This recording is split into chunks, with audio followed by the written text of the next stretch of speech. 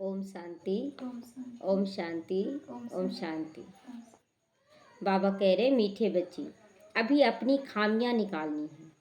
अपनी खामियां निकालनी है तो सच्चे दिल से बाप को सुनाओ। कोई भी कमी रहता है अंदर में, महसूस तो होता है कि अभी ये कमी, जैसे जैसे हम सीढ़ी ऊपर बढ़ते हैं ना, तो हमें अपनी सूक्ष्म कमियों पर भी नज़र जाने लगता है।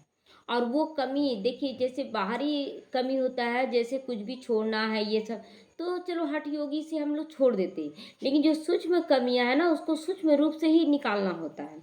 तो इसीलिए बाबा कहता है कि अगर सूक्ष्म कमियां जो नहीं निकल पा रही हैं, तो सच्चे दिल से बाप को सुनाओ। सुनाना पड़ता है बाबा को, बाबा ये हमसे नहीं हो रहा है, आप करो। ऐसी बहुत सारी धारणाएं करने में ज़्यादा दिक्कत नहीं हुआ, नहीं हमको करना है, लेकिन सूक्ष्म धारणाओं को छोड़ने में बड़ा टाइम लग जा रहा है। तो बाबा इसीलिए उसके लिए ही कहता है कि बच्चे सच्चे दिल से बाप को सुना दो। बाबा तुम्हें खामियों को निकालने की युक्ति भी बताएंगे और शक्ति भी देंगे। प्रश्न है, बाप की करंट किन बच्चों को मिलती है? बाप की करंट किन बच्चों को मिलती है? उत्तर है, जो बच्चे ईमानदारी से सर्जन को अपनी सारी बीमारी सुना देते हैं। देखिए, डॉक्टर से ना कभी भी छुपाना नहीं चाहिए कोई भी बीमारी, तभी तो इलाज वो कर सकेगा। तो इसीलिए बाबा है सर्जन, तो उन्हें ईमानदारी से अपनी बीमारी बताना है। बाबा उन्हें दृष्टि देता है। बाबा को उन बच्चों पर बहुत तरस भी पड़ता है, बहुत तरस पड़ता है कि ये बच्चे तड़प रहे, इस कमी को निकालने के लिए ये बच्चे तड़प रहे हैं। अंदर में आता है इस बच्चे को का भूत निकल जाए। बाबा का अंदर में विचार चलता है कि इस बच्चे का भूत निकल जाना चाहिए। तो बाबा उन्हें फिर करंट देता है। करंट मतलब प्रकाश देता है। ओम शांति। बाप बच्चों से पूछते हैं, हर एक बच्चे को अपने से पूछना है कि बाप से कुछ मिला? अभी तक कुछ मिला? सब कुछ मिला? किस किस चीज में अभी भी कमी है? ये अपने आप को देखना, चेक करके पूछ के कि मेरे अंदर अभी क्या क्या कमी है जो बाबा से हमको प्राप्त करना है। हर एक को अपने अंदर झांकना है। जैसे नारद का मिसाल है, उनको कहा तुम अपनी शकल, कहा कि तुम अपनी शकल आईने में देखो। लक्ष्मी को वरने लायक हो, उनको बोला जाता है ना कि जाओ देखो आईने में, क्या लक्ष्मी को वरने लायक है? तो यहाँ तक तो ठीक देवता ही शरीर था, लेकिन चेहरा जो था ना वो बंदर का था। तो उसी तरह हम लोगों का भी तो सब कुछ ठीक हो गया, लेकिन थोड़ा सा कुछ भी चेहरा चलन बंदर जैसा है। तो बाप अभी तुम बच्चों से पूछते हैं, क्या समझते हो, लक्ष्मी को वरने लायक हो? अभी वो वैसा पुरुषार्थ हुआ है? अगर नहीं तो क्या क्या काम खामियां हैं जिसके कारण नहीं बोल रहे हो? जिनको निकालने के लिए बच्चे पुरुषार्थ करते हैं, खामियों को निकालने का पुरुषार्थ करते ही नहीं है। करते हैं या नहीं करते हैं? कर रहे हैं। कोई कोई तो पुरुषार्थ करते रहते हैं। नए नए बच्चों को यह समझाया जाता है कि अपने अंदर में देखो, कोई खामी तो नहीं, क्योंकि तुम सबको परफेक्ट बनना है। बाबा इसलिए बार बार चेक कराता है कि देखो तुम 24 घंटे जब हम दिनचर्या में आते हैं तब पता पड़ता है कि मेरे अंदर क्या कमी है। तो इसीलिए बाबा भी अटेंशन दिलवाता है कि बच्चे चेक करो कि तुम्हारे अंदर क्या क्या कमियां हैं, क्योंकि तुमको परफेक्ट बनना है। बाबा का यही लक्ष्य है, सबको परफेक्ट बनाना है, क्योंकि तुम सबको परफेक्ट बनना है। तो बाप आते ही परफेक्ट बनाने के लिए, इसीलिए एम ऑब्जेक्ट का चित्र सामने रखा जाता है। एम ऑब्जेक्ट लक्ष्मी नारायण हमारा है, लक्ष्य हमारा है ना। तो अपने अंदर से पूछो, इन जैसा हम परफेक्ट बने हैं, मम्मा बाबा जैसा बने हैं। एकदम देखना है कि कितना निश्चय बुद्धि थे मम्मा बाबा, कितना उस समय भी मतलब देखते हैं अभी कि कोई गलती कर रहा तो हम लोग जैसे उसको बोलते हैं ना कि नहीं ये ऐसे करो बताते हैं, और फिर बोलते हैं कि वो लोग ऐसे कर रहा मेरे साथ। वास्तव में कोई भी किसी के साथ गलत नहीं करता है। हमारे अंदर कमी है ना, इसलिए हम उस नज़रिए से देखते हैं तो लगता है ये कमी है। तो बाबा कहता अपने अंदर से पूछो, वह जिस्मानी विद्या पढ़ाने वाले टीचर आदि इस समय सब विकारी बन गए हैं।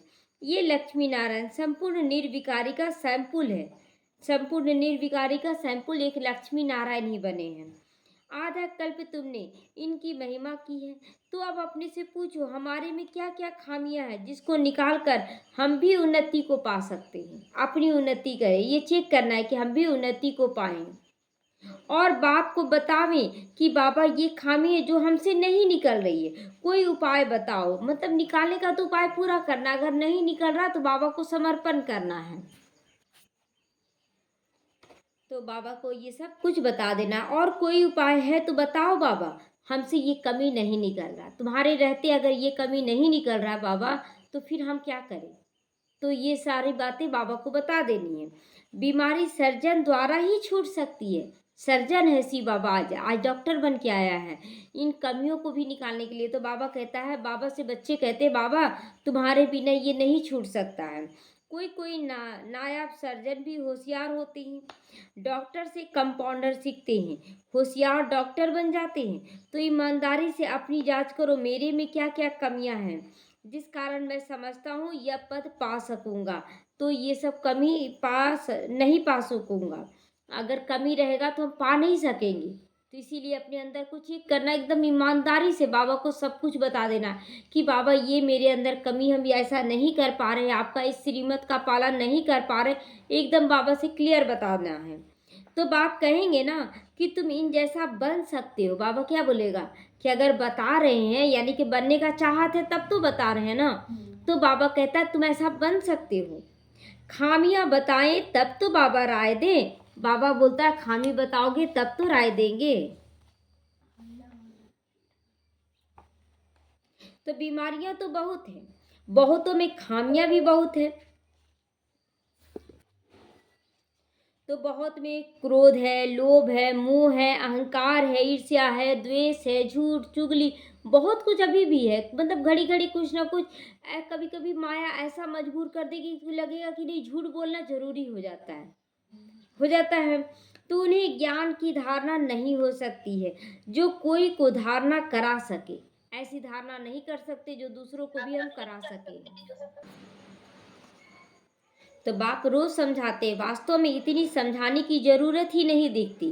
बाबा देखते हैं ना, तो बाबा कहता है कि जो धारणा कर नहीं रहा, समझ नहीं रहा है, तो दूसरों को करा नहीं रहा, उसको कितना भी आप समझाएं वो समझ नहीं सकता है।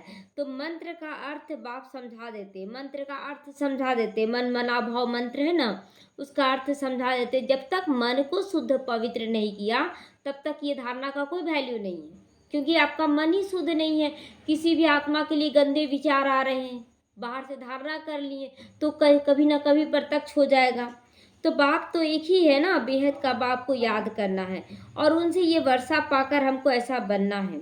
और स्कूलों में 5 विकारों को जीतने की बात नहीं सिखाई जाती। कोई भी स्कूल में ये सब सिखाया जाएगा कि 5 विकारों को कैसे जीते, नहीं। तो बाबा कहता है यह बात अभी ही होती है जो बाप आकर समझाते हैं। तुम्हारे में जो भूत है वो तुम्हें दुख देते हैं, वो हमें भी दुख देते हैं और दूसरों के दुख देने के निमित्त बना देते हैं। तो उनका वर्णन करोगे तो उनको निकालने की बाप युक्ति बताएंगे। अगर बाबा के आगे पूरा वर्णन कर देंगे कि बाबा ऐसा लगता है हमको, ऐसा महसूस होता है, ऐसे मेरे अंदर विचार चलते हैं, सारा कुछ एकदम ईमानदारी से बता देना, वर्णन कर देना है सारा। तो बाबा कुछ ना कुछ युक्ति बताएगा। बाबा ये भूत हमको तंग कर रहे हैं, भूत निकालने वाले के आगे वर्णन किया जाता है ना, ऐसा ऐसा बीमारी है। ओझा के पास जाते हैं तो ओझा के अनुसार सारा कुछ बताते हैं, सर्जन के पास जाते तो सर्जन के अनुसार सब कुछ बताते हैं। तो तुम्हारे में कोई भूत नहीं, तुम्हारे में कोई वह भूत नहीं, मतलब बाहर जो भूत आता है ना वो भूत नहीं है, लेकिन कौन सा भूत है, विकारों का। तो तुम जानते हो यह 5 विकारों रूपी भूत जन्म जन्मांतर के हैं। देखना चाहिए हमारे में क्या भूत है, उसको निकालने के लिए फिर राय लेनी चाहिए। आंखें भी बहुत धोखा देने वाली है, इसीलिए बाप समझाते हैं कि अपने को आत्मा समझकर दूसरों को भी आत्मा समझने की प्रैक्टिस डालो। जब तक हम समझेंगे ये परिवार है, ये मेरा भाई है, बहन है, ये मेरे माँ बाप है, ये मेरा बच्चा है, आप देह भान में आ जाएंगे। लेकिन जैसे ही बोल प्रैक्टिस करेंगे कि मैं भी आत्मा, ये भी आत्मा, हर एक आत्मा अपना रोल अदा कर रही है, तो फिर ये जो विकार आ जाता है ना वो नहीं आएगा। तो इस युक्ति से तुम्हारी ये बीमारी निकल जाएगी। हम सब आत्माएं तो आत्मा भाई भाई ठहरे, शरीर तो है नहीं। तो यह भी जानते हो कि आत्माएं सब वापस जाने वाली, कोई रहने वाला नहीं है यहाँ, सब वापस जाएगा। तो अपने को देखना है कि हम सर्वगुण संपन्न बन गए हैं, जाने लायक बन गए हैं। जब तक कि सर्वगुण संपन्न 16 कला संपूर्ण, संपूर्ण निर्विकारी, मर्यादा पुरुषोत्तम और डबल अहिंसक नहीं बने हैं तो जाने का क्या क्या ख्याल करना। जब तक नहीं बने हैं परफेक्ट बन के जाना हम लोगों को, नहीं तो हमारे में क्या अवगुण है। तो बाप भी उस आत्मा को बैठ देखते हैं इसमें ये खामी है तो उसको फिर करंट देंगे। अगर बच्चा बहुत अच्छे से सेवाधारी है, बहुत अच्छे से पुरुषार्थ कर रहा है तो बाबा भी देखेगा कि ये कमी इसको आगे बढ़ने नहीं दे रहा है तो फिर बाबा उसको करंट देगा, उसको आगे बढ़ा देगा। तो इस बच्चे का यह विघन निकल जाए, यही मन में विचार चलता है बाबा के कि इस बच्चे का ये विघन निकल जाए ताकि ये बच्चा आगे बढ़ जाए।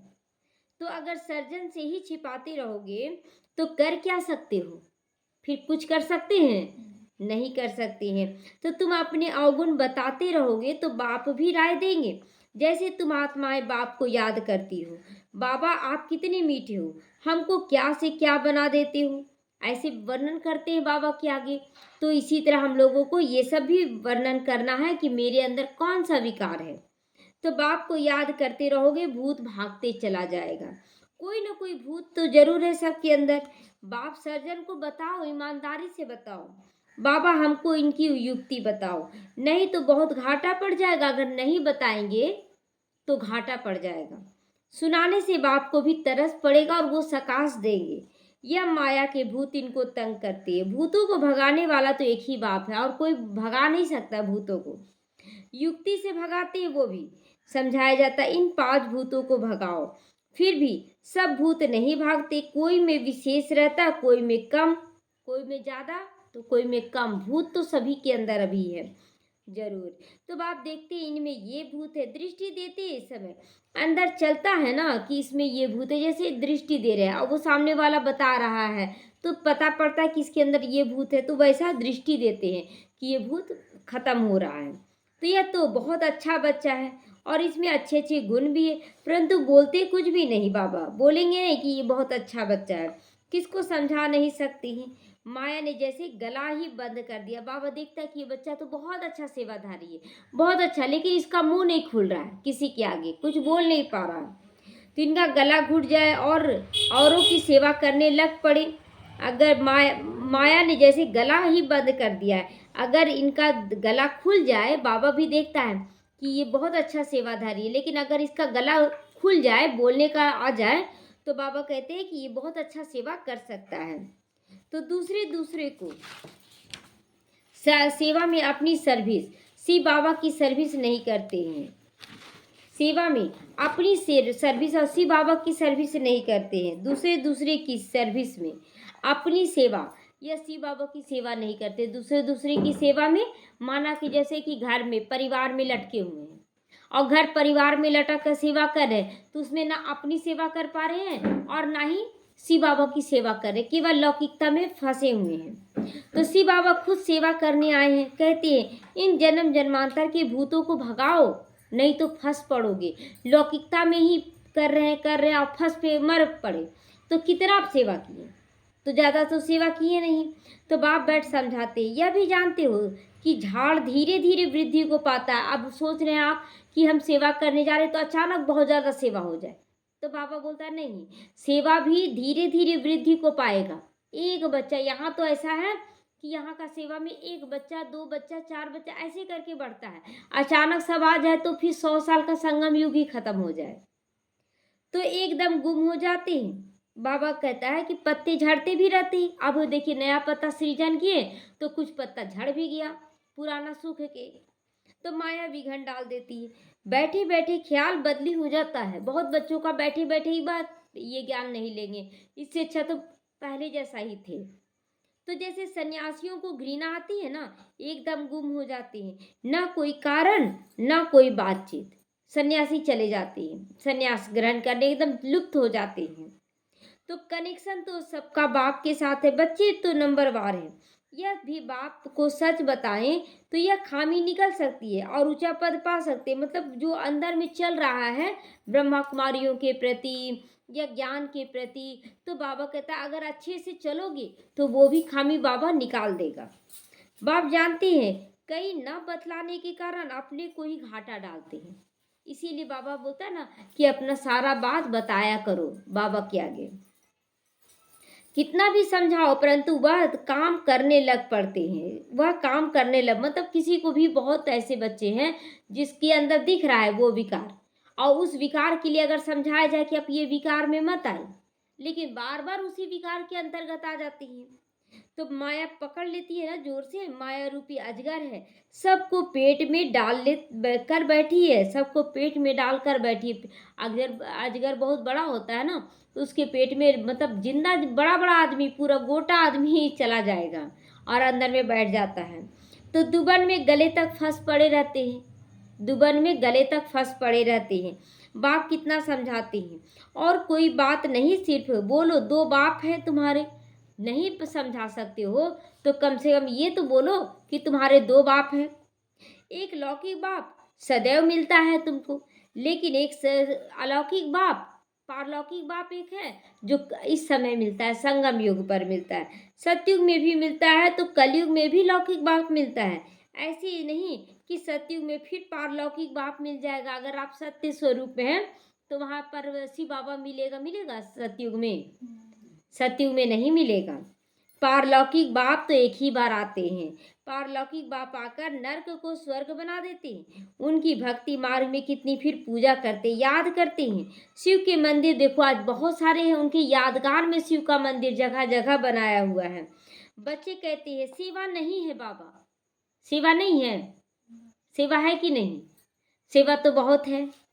अरे शिव के मंदिर में जहाँ तहाँ है, वहाँ जाकर तुम पूछ सकते हो कि इनको तुम क्यों पूजते हो। बहुत जगह भी सेवा पड़ा हुआ, इतना सेवा है कि अभी कहाँ हुआ है। तो यह शरीरधारी तो नहीं है, यह कौन है फिर? जाकर पूछना चाहिए सबसे। कहेंगे परमात्मा है, इनके बगैर तो कोई को कहेंगे नहीं। तो बोलो उनको कि परमात्मा बाप है, तो उनका खुदा कहते, उनको खुदा भी कहते हो, अल्लाह भी कहते हो। अक्सर करके परम पिता परमात्मा कहा जाता है। उनसे क्या मिलने का है यह तो कुछ पता ही नहीं।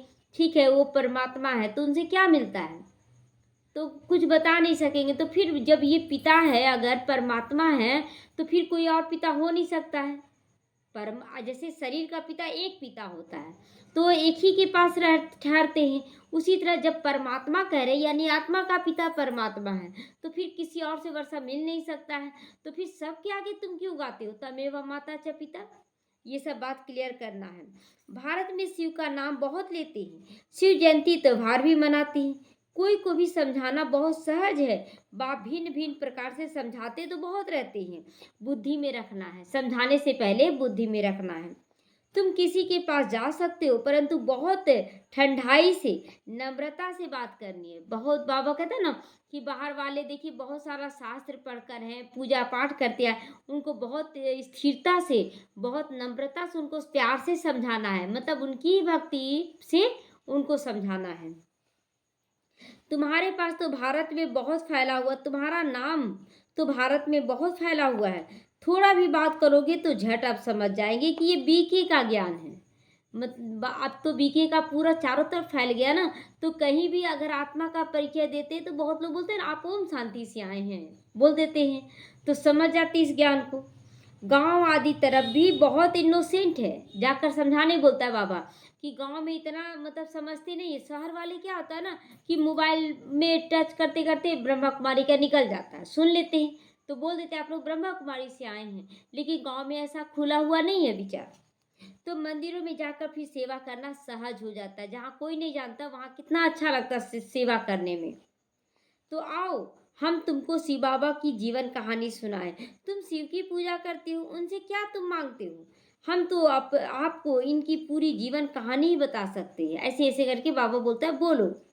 दूसरे दिन फिर लक्ष्मी नारायण के मंदिर में जाओ, तुम्हारे अंदर खुशी रहती है। बच्चे चाहते हैं कि गाँवों में सेवा करें, गांव गांव में जाकर हम सेवा करें।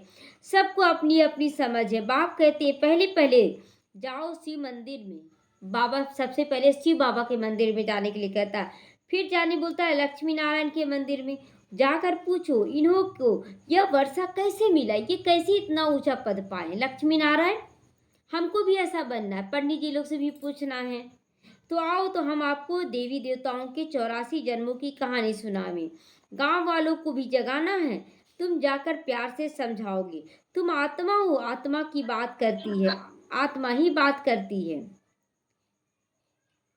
यह शरीर तो खत्म हो जाने वाला, बात कौन कर रहा? आत्मा कर रही है। तो आत्मा अविनाशी है, तो मरता कौन है? आत्मा नहीं मरती है, शरीर मर जाता है।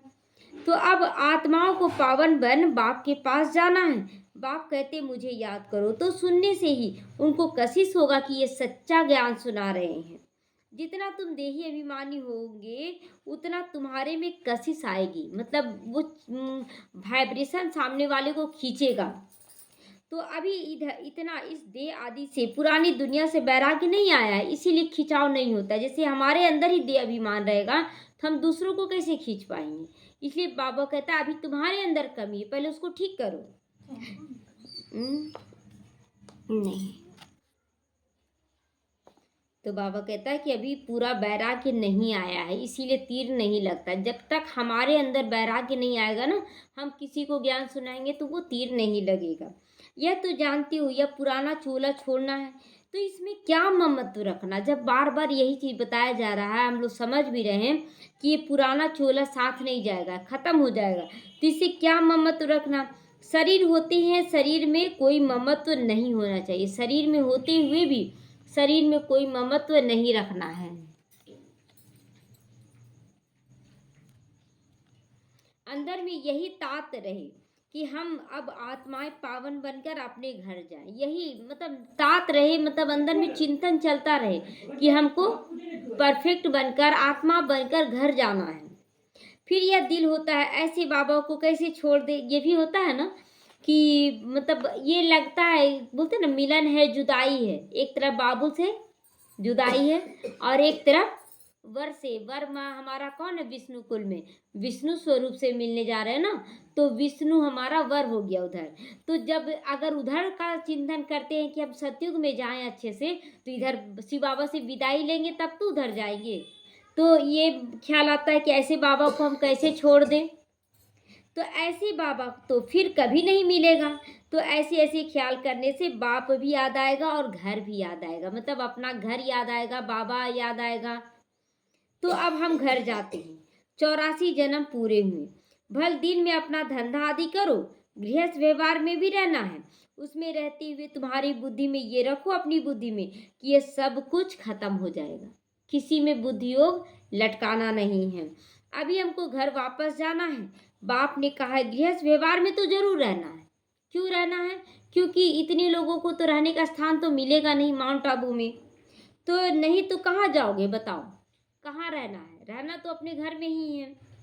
धंधा भी करो, बुद्धि में याद रहे यह तो सब विनाश हो जाएगा। तो पहले हम घर जाएंगे, फिर सुख धाम आएंगे। तो टाइम मिले तो अपने आप से बातें करो। कभी कभी रात में है ना, नींद खुल जाता है बहुत जल्दी, तो क्या करना, अपने आप से ही बातें करें कि आखिर क्या है इस जिंदगी में, क्यों हम इसके पीछे भाग रहे हैं, क्या चाहिए, ये सब बात करना। क्यों ना हम बाबा के यज्ञ में सब कुछ समर्पण करें, ये सब अंदर में ख्यालात चलना चाहिए। तो बहुत टाइम है, 8 घंटा धंधा करो, 8 घंटा आराम भी करो, और बाकी 8 घंटा बाप से रूह ध्यान करके जाकर रूहानी सेवा करो। जितना भी समय मिले शिव बाबा के मंदिर में जाओ, लक्ष्मी नारायण के मंदिर में जाओ, सब जगह सेवा करो, खूब सेवा करो। तो मंदिर तो तुमको बहुत मिलेंगे। तुम जहाँ कहाँ भी जाओगे शिव का मंदिर तो जरूर होगा, जहाँ भी जाएंगे तो दोनों मंदिर मिल जाएगा आपको। तुम बच्चों के लिए मुख्य याद की यात्रा, याद में अच्छी रीति रहोगे तो तुम भी जो मांगो मिल जा सकता है। बाबा कहता है याद में रहोगे तो तुम भी जो मांगोगे वो मिल जाएगा। प्रकृति तुम्हारी दासी जो बन जाती है, इसलिए जो मांगेंगे सो मिलेगा। उनकी शकल आदि भी ऐसे खींचने वाली होती है ना, बहुत सुंदर होती है ना। लक्ष्मी नारायण का चित्र बहुत सुंदर होता है, कुछ भी मांगने की दरकार नहीं लगता, जैसे चित्र को ही देखते रहे, इतना सुंदर लगता है चित्र, मांगने का भी याद नहीं रहता है।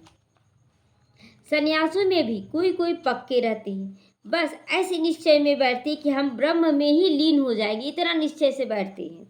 तो इस निश्चय में बहुत ताकत रहती है, इस निश्चय में बहुत पक्के हो जाते हैं वैसे बच्चे कि बहुत हमको भगवान मिला है। तो उन्हों का अभ्यास होता है कि हम इस शरीर को छोड़ जाते हैं, परंतु वह सब रॉन्ग रास्ते पकड़ लेते, मतलब उन लोग तो ब्रह्म से योग लगाते हैं और घर गृहस्थ को त्याग कर देते हैं, तो वो रॉन्ग रास्ता हो गया। बड़ी मेहनत लेकिन करते हैं ब्रह्म में लीन होने के लिए, कितना कड़ा तपस्या करते हैं, ब्रह्म में लीन होने के लिए, लेकिन लीन नहीं हो पाते हैं। भक्ति में दीदार के लिए कितना मेहनत करते हैं। कितने लोगों को देखते हैं ना कि मोमबत्ती दिया के ऊपर हाथ रख देंगे, जब तक दर्शन नहीं हुआ तो कष्ट ही देते हैं ना। यहाँ तो बाबा कष्ट नहीं दे रहा है, तो कितनी मेहनत करते हैं, जीवन भी दे देते हैं। जीवन माना वही जीव घात कर लेते हैं। आत्मघात नहीं होता, जीव घात होता, मतलब शरीर को खत्म कर देते हैं, लेकिन आत्मा थोड़ी बढ़ती है। तो आत्मा तो है ही, वह जाकर दूसरा जीवन अर्थात शरीर लेती है। तो तुम बच्चे सेवा की अच्छी रीति शौक रखो तो बाप भी याद आवेगा। यहाँ भी मंदिर आदि बहुत है, तुम योग में पूरा रहकर किसी को भी समझाओगे, कोई विचार नहीं आएगा उसको कि क्या करे कैसे करूँ, वो झट मान लेगा, उसके अंदर कोई फालतू विचार नहीं आएगा। योग वाले का तीर बहुत पूरा लगेगा, जो योग में रहते उसका तीर भी पूरा लगेगा। तुम बहुत सेवा कर सकते हो, कोशिश करके देखो। बाबा बोलता है कोशिश करके देखो बाप को याद करते हुए, परंतु पहले अपने अंदर को देखना। क्या देखना? हमारे अंदर कोई भूत तो नहीं है, ये पहले देखो सेवा करने से पहले, कि मेरे अंदर कोई भूत तो नहीं है। माया के भूत वाले थोड़े ही सक्सेस हो सकते हैं। अगर किसी के अंदर माया का भूत है तो वो सक्सेस नहीं हो सकता। मतलब कोई भी विकार है तो वो विकार आपको आगे बढ़ने नहीं देगा। कोई भी विकार, सच्चाई, सफाई, ईमानदारी, ये सब कुछ यहाँ जरूरी है। तो सेवा तो बहुत है। बाबा तो नहीं जानते हैं, ना कोई जानते नहीं हैं, क्योंकि बाप साथ में है। बाबा तो जा नहीं सकते ना सेवा पर, क्योंकि शिव बाबा उनके तल में है। तो शिव बाबा के लिए क्या कहते हैं, बाप को हम कहाँ कहाँ कीचड़ी में ले जावे क्या? बाबा को कीचड़ी में तो ले नहीं जाना है। किसके साथ बोलेंगे? बाप तो बच्चों से ही बोलना चाहते, इसीलिए ब्रह्मा बाबा बहुत कम, बहुत थोड़ा कहीं कहीं जाते थे, नहीं तो वो एक जगह स्थिर रहते थे। तो बच्चों की को ही सेवा करनी है। गायन भी है ना, सन सोज फादर, सन बच्चों को ही प्रत्यक्ष करना है बाबा को। बाप ने तो बच्चों को होशियार बनाया है ना। तो अच्छे अच्छे बच्चे जिनको सेवा का शौक रहता है, बहुत अच्छे अच्छे बच्चे हैं जिनको सेवा का लगता है, यहाँ जाए वहाँ जाए, ये सेवा करें। कहते हम गाँवों में जाकर सेवा करें, बाबा से पूछते हैं कि हम जाकर करें। बाबा कहते भल करो, मना थोड़ी ही है कि मना करेगा बाबा। बाबा तो खुश होगा ना कि चलो बच्चे अपने से बोल रहे हैं। तो सिर्फ फोल्डिंग चित्र ले जाओ, मतलब जो चित्र मुड़ने वाला है ना उसको ले जाओ साथ में। चित्रों के बगैर किसी को समझाना डिफिकल्ट लगता है। अंतर है समझाना, आत्मा का परिचय बिना चित्र के कैसे समझेंगे, इसलिए चित्र ले जाना है। रात दिन यही ख्यालात रहती हैं, औरों का जीवन कैसे बनाएं। कोई दुखी है, अशांत है, बीमार है, तो मन में आता है ना कि कैसे इसको बाप का परिचय दे दे ताकि ये भी बाबा बाबा करे और इसका सब दुख दूर हो जाए। तो हमारे में जो खामियां वो कैसे निकले, उन्नति को पावी हम, तो उनको खुशी होती है। अगर जो ये ख्याल चलाते हैं कि अब कैसे इन विकारों का खात्मा करें, तो फिर वो उन्नति को प्राप्त करते हैं। बाकी यह जो 8-9 मास का बच्चा है, ऐसे बहुत निकलते जल्दी ही सेवा के लायक बन जाती हैं। हर जगह हर एक को तो ख्याल रहता है कि हम अपने गांव में उठाएं, हम जिन्स भाइयों की सेवा करें। हम जिन्स कहा जाता है जैसे माताएं माताओं को करती है अपनी उम्र की, फिर कुमारियाँ कुमारियों को करती है, भाई भाई को करते, तो हम जिन्स हो गया, हमारे जैसे हैं वो। Charity begins at home, charity begins at home मतलब हम लोगों को स्टार्टिंग कहाँ से करना है, अपने घर से स्टार्ट करना है। तो हमारा घर क्या है, पहले अपने आप का मन बुद्धि संस्कार ये शरीर, तो पहले इसको परफेक्ट बनाना है। सेवा का शौक लेकिन बहुत रखना है, कैसे हम सेवा करें। तो एक जगह ठहरना नहीं है, नहीं तो क्या बन जाएंगे, एक जगह ठहरने से नाला बन जाएंगे। तो चक्र लगाते रहो, टाइम तो बहुत थोड़ा भी बचा है, कितने बड़े बड़े अखाड़े उन्हों के बन जाते हैं। ऐसी आत्मा जाकर प्रवेश करती है जो कुछ ना कुछ शिक्षा बैठ कर देती है, तो नाम हो जाता है जैसे कोई नई आत्मा ऊपर से उतरी और किसी के तन द्वारा वो कुछ ज्ञान अच्छा ही देगी, क्योंकि प्योरिटी का उसका ताकत है, उतना समय रही है वो शांति धाम में, तो वो ताकत काम आता है और नाम बहुत निकल जाता है उसका, बहुत अच्छा करने लगते हैं वो। तो यह बेहद का बाप बैठ शिक्षा देते। कल्प पहले मिसल, यह रूहानी कल्प वृक्ष है। रूहानी कल्प वृक्ष कितना बड़ा, एक शिव बाबा बीज और उसे 850 लगभग 850 निकलते हैं पत्ते। तो निराकारी झाड़ में नंबरवार आत्माएं हैं। शिव बाबा की तो बड़ी लंबी माला व झाड़ हुआ ना। शिव बाबा का माला कितना लंबा होगा, बहुत बड़ा होगा ना। तो इन सब बातों को याद करने से बाप याद आ जाएगा, उन्नति जल्दी को पाओगे। बाबा कहता है ना, किसी भी विधि से आपको बाबा को याद करना है तो विधि को पाते रहोगे। अच्छा, मीठे मीठे सिखी लदे बच्चों प्रति माता पिता बाप दादा को याद प्यार और गुड मॉर्निंग। रूहानी बाप की रूहानी बच्चों को नमस्ते। हम रूहानी बच्चों की रूहानी माता पिता बाप दादा को याद प्यार गुड मॉर्निंग, नमस्ते नमस्ते, शुक्रिया बाबा शुक्रिया। धारणा के लिए मुख्य सारे कम से कम 8 घंटा बाप से रू रिहान कर बड़ी ठंडाई व नम्रता से रूहानी सेवा जरूर करनी। आज होमवर्क दे रहा है बाबा कि कम से कम 8 घंटा रूहानी सेवा जरूर करनी है। सर्विस में सक्सेस होने के लिए अंदर में कोई भी माया का भूत ना हो, इसकी चेकिंग जरूर चाहिए। अगर सक्सेस बनना है तो अपने आप से बातें करनी है कि वह यह कुछ जो कुछ भी हम देखते हैं ये सब विनाश होना है। हम अपने घर जाएंगे फिर सुख धाम आएंगे। अपने अंदर बातचीत करना है, चेक करना है कि हम कहीं फंसे तो नहीं हैं, और अगर फंसे हैं तो ये सब तो छूट जाएगा, फिर हम क्यों व्यर्थ समय गंवा रहे हैं। वरदान अटल निश्चय द्वारा सहज विजय का अनुभव करने वाले सदा हर्षित और निश्चिंत बनो। सदा हर्षित रहना है। निश्चय की निशानी है सहज विजय, मेहनत नहीं, सहज विजय हो जाए। लेकिन निश्चय सभी बातों में चाहिए, हर बात में निश्चय चाहिए। थोड़ी सी बात में निश्चय डालने वाला ना हो। बाबा कहता है थोड़ी सी बात में आप बहुत ज़्यादा निश्चय दिखा दिए और बाकी बातों में अनिश्चय दिखा रहे हैं, तो बाबा बोलता है ऐसा बच्चा हमको नहीं चाहिए। सदा यही स्मृति में रहे कि विजय की भावी टल नहीं सकती। मतलब अपने लिए नशा बाबा चढ़ाने बोलता है कि मेरी विजय निश्चित है, मेरी इस विजय को कोई टाल नहीं सकता है। तो ऐसी निश्चय बुद्धि बच्चे बने हो, ऐसे निश्चय बुद्धि बने जो माया को भी चैलेंज कर दे कि मेरे जैसा विजयी आत्मा कोई भी नहीं। क्या हुआ, क्यों हुआ, ये सब प्रश्नों से पार हो जाओ। पूछना भी नहीं है क्या हुआ कैसे हुआ, तो पार सदा निश्चिंत और सदा हर्षित रहते हो। स्लोगन है समय को नष्ट करने वाले करने के बजाय फौरन निर्णय करके फैसला लो। समय बोलते ना कि हो जाएगा, धीरे धीरे करें, नहीं, आया है विघ्न और तुरंत हमें निर्णय करना है कि इस समय हमें क्या करना चाहिए।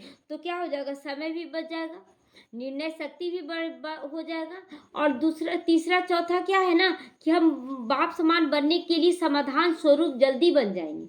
आज करेंगे, कल करेंगे, और इसी बीच में हमारा समय निकलता चला जाता है। तो इसीलिए बाबा कहता है कि बच्चे समय को नष्ट करने के बजाय फौरन निर्णय करो और वैष्णव कुल में जाओ, फैसला करो कि क्या करना चाहिए, तब जाके आप विजयी आत्मा कहलाएंगे।